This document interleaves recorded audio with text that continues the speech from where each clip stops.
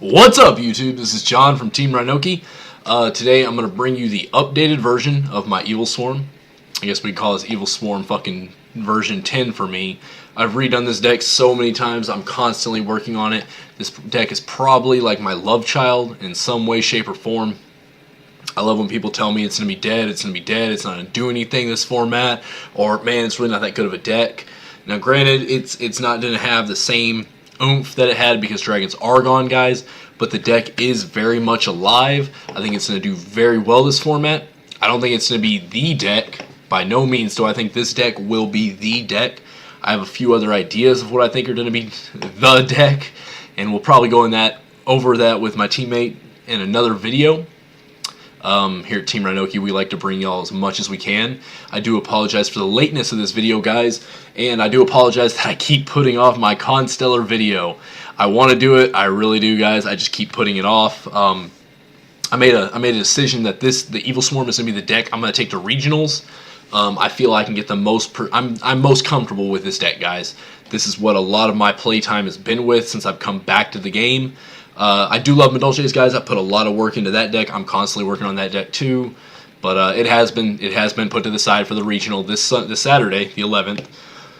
But let's go ahead and get on to the deck profile, guys. Not much has really changed in the monster lineup. I'm still running the one Rabbit. Rabbit is, I mean, it's self-explanatory, guys. It's Rabbit. Yeah, it's Rabbit. And with Rabbit being said, I am running triple of my vanilla Evilswarm Heliotrope, guys. He's my Rabbit target, guys. He's why I run Rabbit. He's to help with that first turn Ophion, and it's pretty key to get. Next up, I'm running triple Castor, guys. Once again, self-explanatory, triple Castor. It's a condition. His effect is a condition, guys. You cannot stop his effect. You can't negate it with, like, break their skill. You can't stop it with Valor. You can't chain skill drain to his summon. Can't chalice him. Shadow Imprisoning Mirror doesn't stop him. His effect is a condition. The only way you're going to get around this is by negating the summon or by already having skill drain out, guys.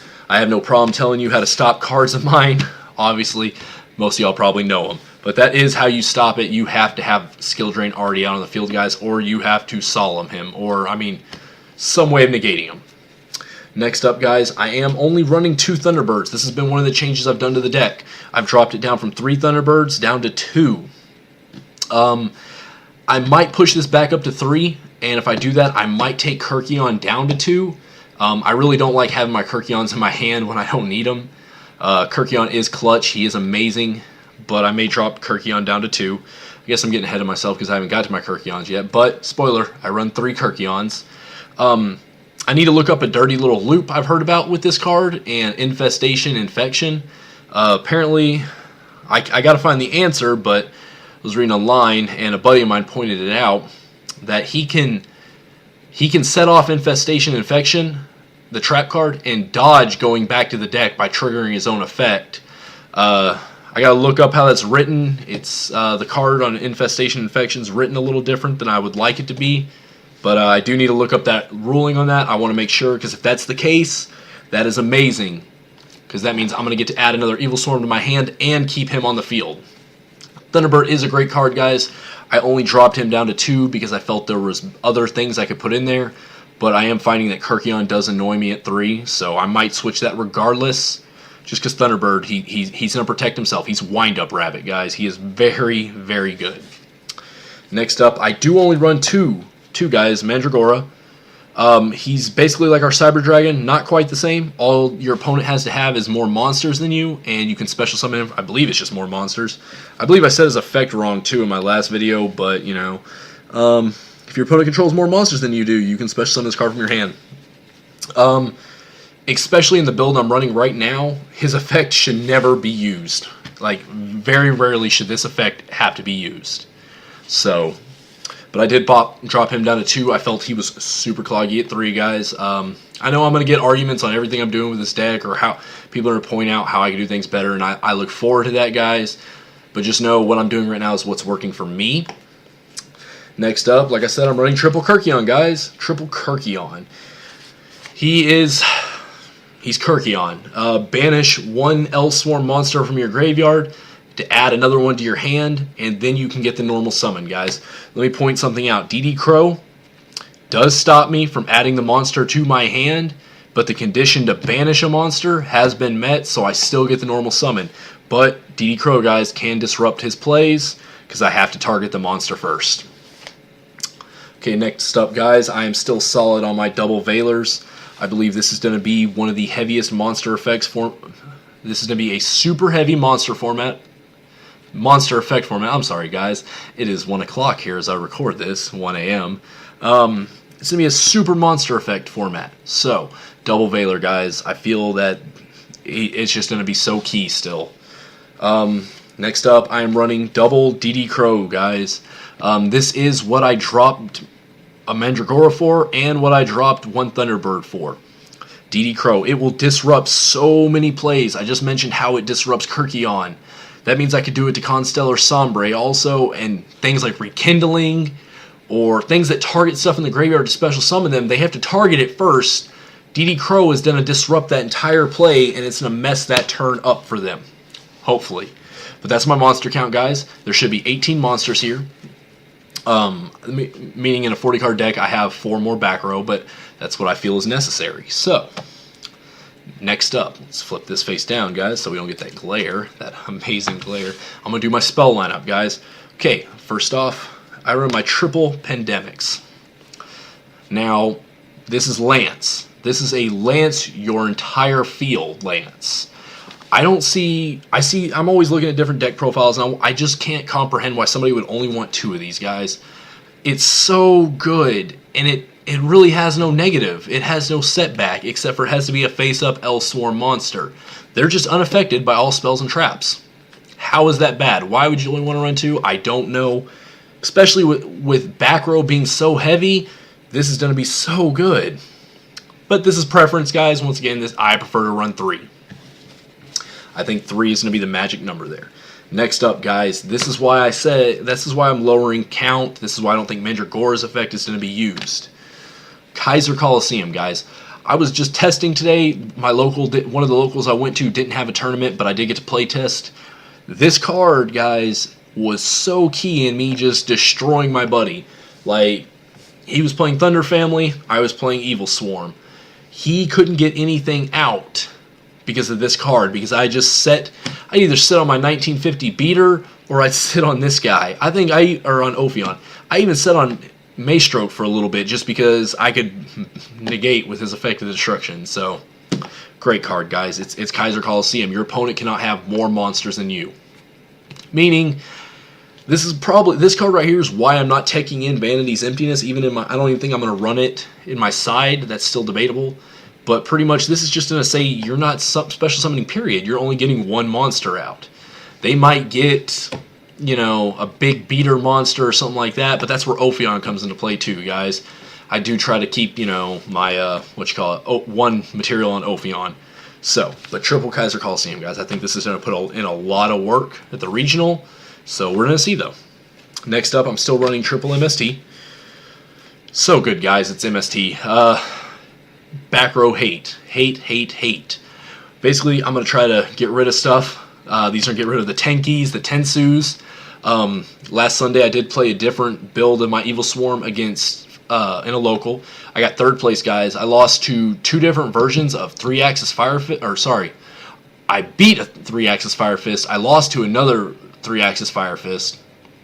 But when I found out who this guy was, apparently he's made a name for himself all through Texas, winning regional after ARG, things like that. Apparently this kid was the first kid in Texas to have a Crush card. So it was really cool to meet him. I got to bullshit with him and talk to him. And, it was really enlightening to talk to him. But I gave him a run for his money with Evilswarm. My buddy gave him a real good run for his money with 4-axis Fire Fist. My buddy should have an updated video of that soon. But yeah, triple MST, it's going to stop them Tenkis, stop Tensu. Whatever you think it needs to stop, it's going to stop. So, but I do run 3 of these. Maybe I can hit that Mirror Force or, something that's going to hurt my Evilswarm monsters before, so we'll see.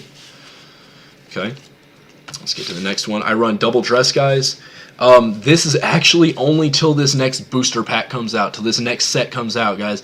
I cannot tell you how excited I am for Legacy of the Valiant, and it's not even for the new Evilswarm monster, guys. I am so excited for the replacement of dress.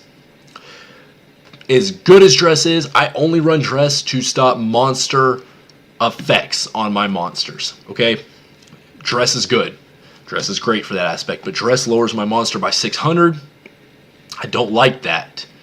Skill Prisoner, guys, is coming out in the next set, Legacy of the Valiant. I'm buying a case of that. Me and my teammate are going half on a case. That's 12 boxes, guys. That's 12. So we're probably going to do 1 or 2 boxes opening and then just have a fast forward where we have all 12 boxes open, and we're just going to show you what we get. But as soon as I get 2 of those, these are coming out, and I'm getting 2 new traps, Skill Prisoner. And what it does, it's going to do the same thing Dress does, but it's just going to negate a monster effect that targets. And then it goes to the graveyard. And then after that turn, on either player's turn, you can banish that card from the graveyard and negate again. So basically I'll have 4 dresses at the cost of 2 spots. Can't beat that, guys. But as of right now, dress, just double dress. Last but not least on the spell lineup, 1 Rhoda, guys. This is just to add that little bit of consistency if I need my Castor, guys. The only target in the deck for this card is Evilswarm Castor. I don't run dualities, guys. The deck is, my version is really consistent. It's always been consistent in the fact that I'm always getting Ophion or any of my other extra deck monsters. Duality was just going to slow me down, I felt like. Same with Duconomy. That's why I don't run Pot of Duconomy. Granted, I have all the utilities in the world to use that card. I just personally have never felt like I need it. If they bring back Pot of Avarice, I will find a way to fit that card in. Next up, guys, let's get started on my traps. I run the 1 Infestation Infection, guys. This is the card I was talking about where there might be a little bit of a loop with Thunderbird. I got to find out the ruling on it. Pretty much, you can reveal or target 1 face-up Evilswarm monster, or reveal 1 in your hand, send it back to the deck, and then you can send it back to the deck. And then I can take 1 from my deck and add it to my hand, guys. So, but it's kind of the way it's worded a little bit on that last phrase on how I can add 1. So like I said, guys, I need to find out the loop. But as soon as I find out the true ruling of it, which will probably be this Saturday when I ask an official judge, y'all will be the first to know, guys. So I run 1 of them. It's searchable through Ophion. I don't really feel like having more than 1 is needed. I feel at that point it's cloggy. So mainly I use it as a last-ditch effort. Oh man, you're going to get rid of my monster. Well, I think I'm going to chain Infection and put it back in the deck and get something else in my hand. Or into the opponent's turn, I really need a Kirkion, chain at the end of their turn. Or something, guys. I mean, just a good card, but good at 1. Next up, I run double Fiendish Chain, guys. I can't get over hate of monster effects. So I do run 2. I actually got into a small debate with a guy. He thinks that Chain is better than Valor. I didn't really argue with him on that. I don't think one is better than the other. I think they each have their purposes, but I felt like you need both of this format. I need 2 of each. That is what I felt like. I felt like monster effects are so important, I want both. So 2 Fiendish Chains. Next up, guys, double Dust Tornado. This goes back to the fact that I don't like back row, especially against things like Fire Fist and any other deck. I don't like back row. I don't want that back row. That back row scares me. So, and then all this back row hate, guys, is going to let me save my pandemics for those truly crucial moments where it's like, man, this saved my ass. Or those pandemics saved my ass. So, next up, 2 7 tools. Guys, once again, this is going to go into play like things like saving my pandemics. If I really don't want to waste that pandemic when I'm attacking, 7 tools, and guess what? They're not chaining anything to this. They're not chaining another Mirror Force and making me waste another pandemic. They're not chaining that other D-Prison, because this ends that chain.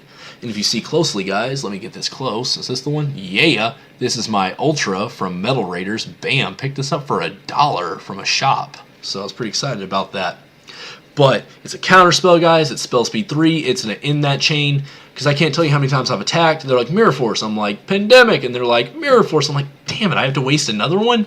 It really just sucks. But, you know, so double 7 tools, guys. I'm hoping, you know, Should be a good card. And then I run the one Bottomless, I run the one Solemn, and then I'm only running one Mirror Force, guys. I've never felt like more than one Mirror Force has ever been needed for my decks.